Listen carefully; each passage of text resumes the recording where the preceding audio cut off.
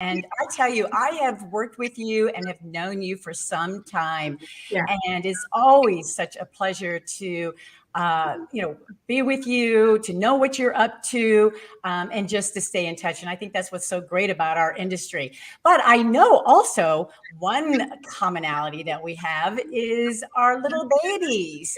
And I know, following you and Ernestine, and now here's JoJo. There's little JoJo. I love seeing your postings on him. Here's another one. He's waiting for you now. She's looking at the ducks in the pond. Oh. Well, we definitely treasure our little babies, and it's so fun to follow you on all your social media platforms pertaining to these little guys. So thanks for sharing with us. And I'm just, again, so thrilled to have you here. And I'm also thrilled that we really need to get caught up on what's going on with the government sector in the hospitality industry.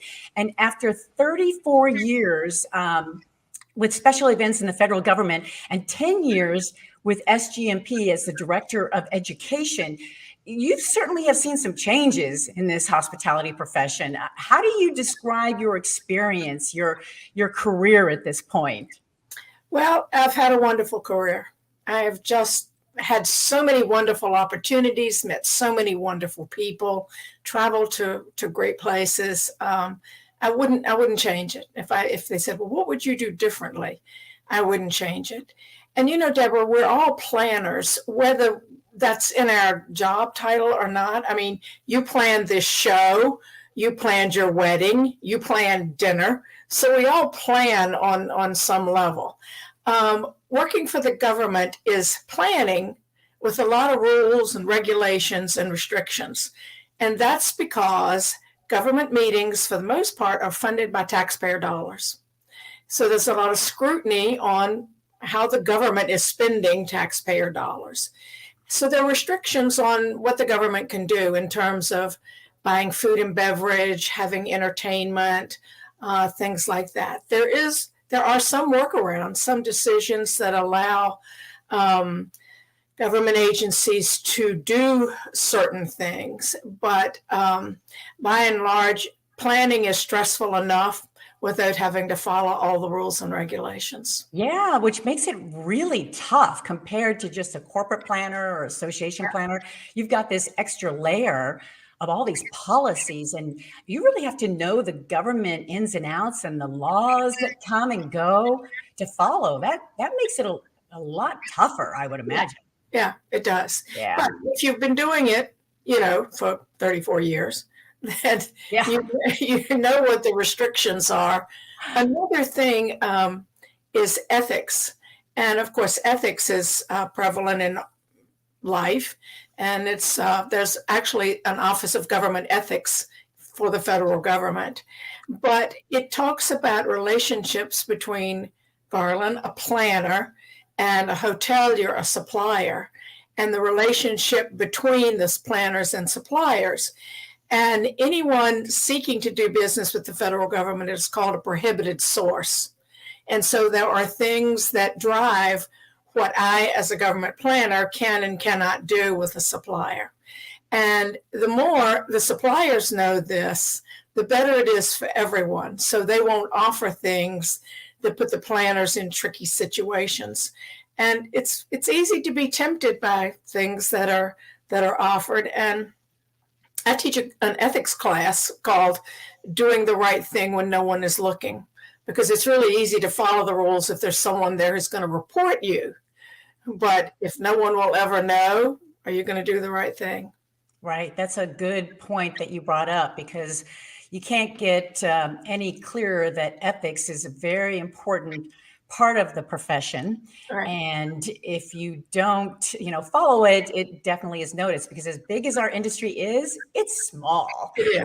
Everybody knows everybody. So you have to really stay up to par, or your reputation could be completely damaged, and you don't want that to ever happen. So I'm glad you brought that up, because even today, and I'm glad you brought up the relationships between the planners and suppliers, because today it's all about working together, going through an experience together. how does this relationship look post-pandemic? Is it going to look different? Is there any examples or stories that you can share with us that really is going to make a difference? It's going to make a difference because the hospitality industry is suffering, and it hasn't come back 100%. People have not come back to work, and so as planners and doing events, we may be going to venues that are not fully staffed, and so how do we cope with that? The information about that is so important, so we know what to expect. I think the government has curtailed a lot of its, I don't know this for sure because I'm not working for the government right now, but maybe they're limiting their events to training only. I worked for a law enforcement agency, and we did a lot of training, and that's I think still going on, but some of the other educational things may have stopped, and people are afraid to travel. You have people who just don't want to get on a plane. And so our conference this year, the NEC for SGMP, is coming up in June in Pittsburgh.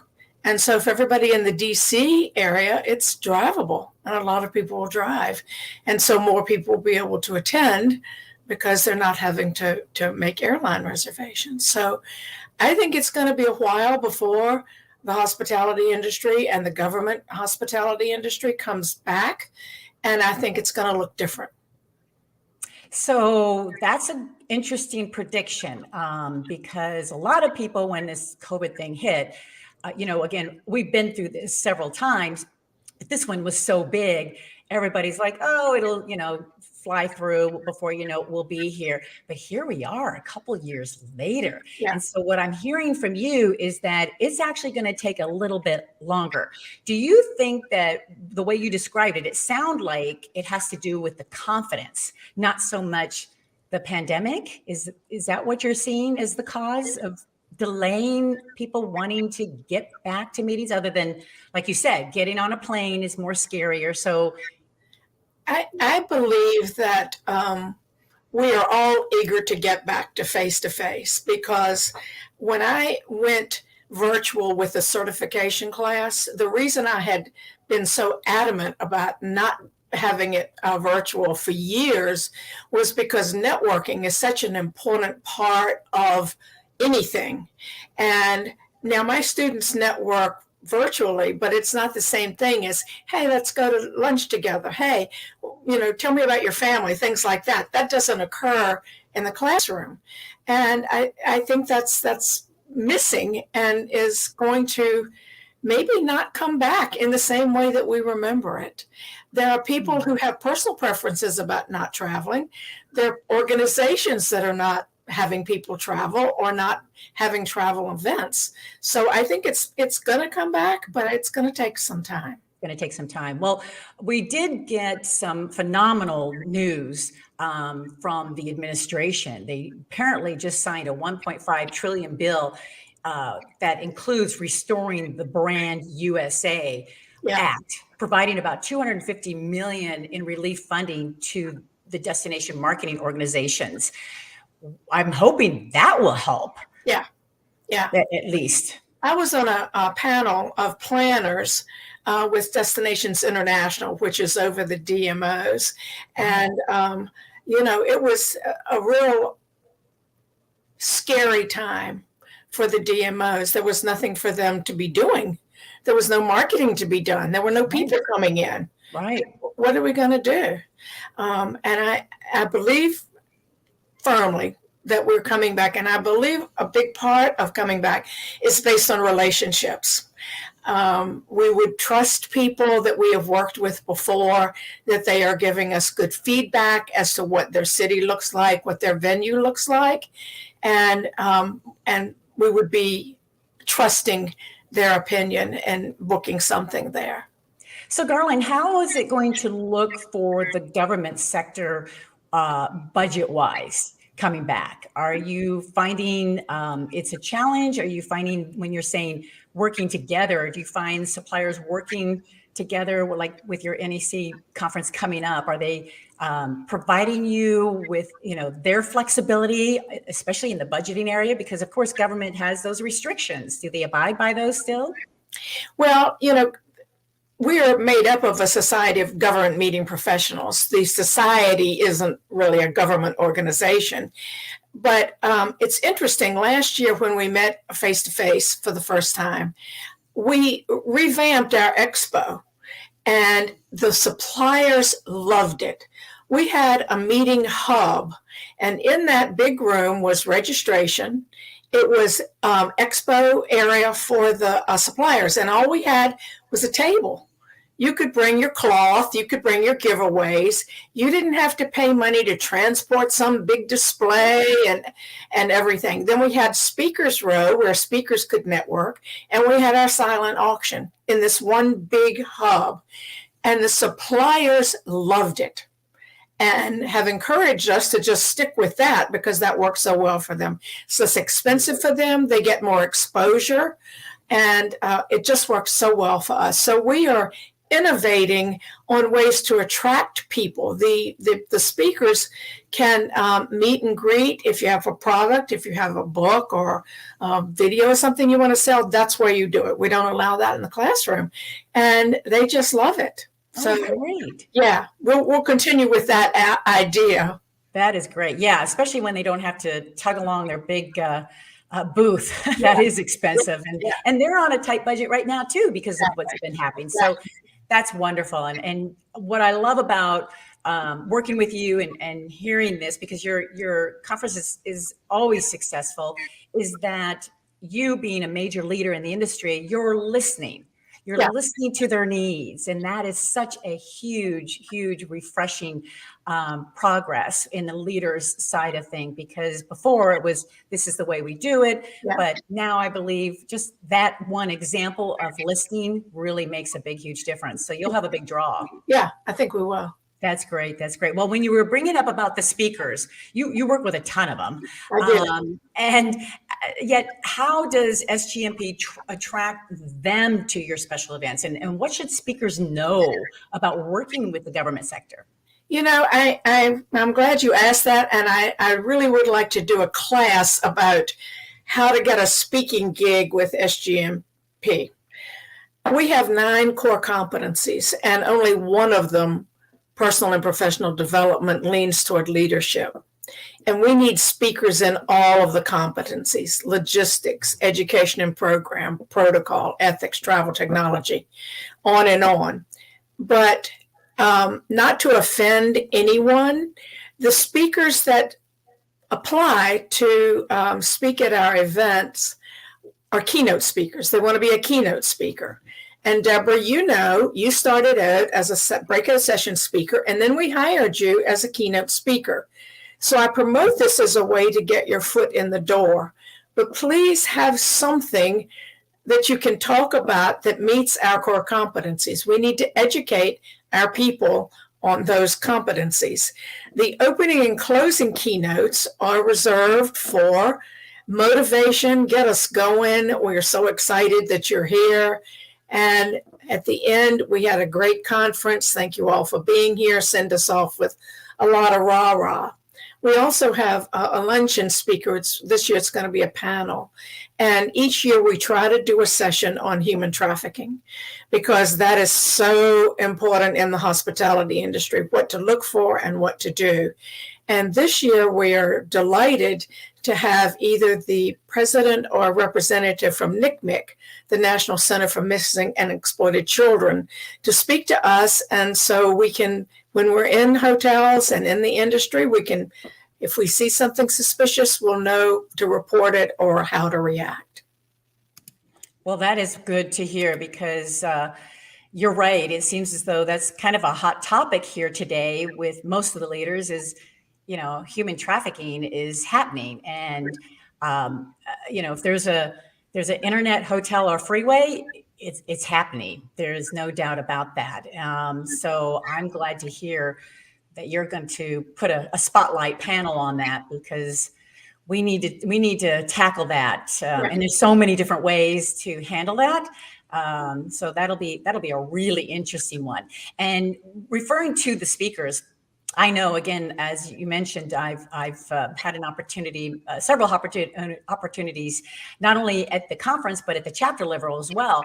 One thing that speakers, I think, really need to understand is that when it comes to the government as a whole, it's really detailed. There's really details there to know about and to follow. And so those speakers out there watching right now, those viewers that are watching right now, pay attention to, when you're submitting your presentation, all that information is right there on the website. There should be no questions asked. There should be no wasting anybody's time. Everything is right there and so user-friendly and so easy to follow. And I think that would really separate the speakers that really can do this by just following those instructions. We're a small association. We don't pay a lot. But our selling point is we put you in front of people who hire speakers. Right. So we're giving you the opportunity to showcase yourself. And who knows? I mean, some of our speakers, I see them, not manage, but I oversee the chapter education program. So they submit their programs and I approve them. And I'm seeing some of our national speakers have been recruited by our chapters to speak to them. And I love that. Yeah, there you go. Again, you're listening to your chapters, you're listening to your members, you're listening. And that is such a wonderful trait as a leader. So congratulations in that area, that's for sure. So looking back, to this last couple of years, there's always good and there's always bad, in other words. But what lessons did you learn during this pandemic? Because this is not your first one going through one. So what was different about this one? Well, my son lived with me for 1.5 years. Wow. Yeah. I think it's gone enough. You can go home now. I'm only kidding. I enjoyed having him. Being quarantined with someone is better than being, well, I had my girl, but you know how that is. Yeah. I found that people varied in their, I'm speaking about just the general population, people varied in their adherence to the policies in terms of social distancing and in terms of mask wearing. And I live at the beach in Delaware. And so in the summer months, we get a lot of people that don't live here. And you can almost pick them out on the street as, oh, they're not from here because they're not following the Delaware rules. And I even still wear a mask when I go out in public into grocery stores and stuff like that, just because I hate to admit this, but my numbers show that I'm elderly. I would never really say I'm elderly, but it did get me a shot sooner. It did get me a vaccination sooner. So there were some benefits to that. But I just think people are sick and tired of all of the rules and regulations, and they want to get back to normal. And I think we need to do that gradually and not all of a sudden just rip off the masks and run out into the street. I don't think that's the way to do it. Yeah. Compared and the ones before didn't last as long, all those crises we've been through. But this one really lasted a long, long time. So the one that I remember was the SARS virus, and Toronto was hit pretty hard. And at that time, I was going back and forth to Toronto annually for a conference. And I noticed on my hotel bill there was a $3 charge per night. And I've forgotten what they called it, but it was an epidemic fee. The hotels needed to recoup some of the tourist dollars that they lost. And so they were putting it on the hotel. And I expect when the hotels come back, we're going to see a fee identified. I don't know. SARS, of course, was not nearly as widespread, and it came and went. Right. But COVID and the others are lingering. Yeah, we're seeing it, the COVID tax in restaurants now. So yeah, you're probably right. The hotels will probably end up hitting up the leisure or BT or maybe even group. Who knows? But I agree. Boy, you have really great predictions. That's for sure. So what is next for Garland? What are you going to be doing? What's coming up for you? Well, next week I'll be 79 years old. Oh, and happy birthday. I've already retired from the federal government. I've been out of the government 10 years and with SGMP for 10 years. And I'd like to stay a little longer. I love the people. I love the teaching. I love the networking. It's been good to me. And I'm allowed to do what I love, and that's teach. You know, I looked up where this quote came from: those who can do, those who can't teach. And it was from a George Bernard Shaw play in the early 1900s, Superman and Man. And I think when I read on about it, it means sometimes you're really good at doing something, but you just can't tell someone else how to do it.